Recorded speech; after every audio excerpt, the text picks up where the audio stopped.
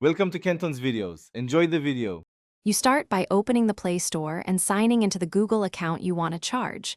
Make sure two-step verification is set if required.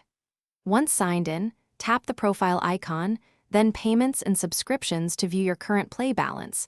This verifies eligibility. If you received a gift card or promo code, have that 16-character code handy. Some codes only work in the card's country, so confirm the account's country matches the credit region before you redeem. You redeem credit by selecting Redeem Code from the Play menu, typing the 16-character code, and tapping Confirm. Notice the dollar value that posts to your balance. Once credited, make a purchase, and at checkout, pick payment method and choose Play Balance so the system applies that credit first. If you subscribe to a service, change billing on the subscription page to use Play Balance. If balance is insufficient, Google will prompt for a secondary payment method automatically. You finish by reviewing the final charge screen. Confirm the Play Balance line and any taxes or partial charges, then tap Buy to complete the transaction.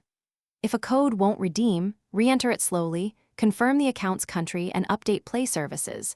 Some errors occur when region settings conflict.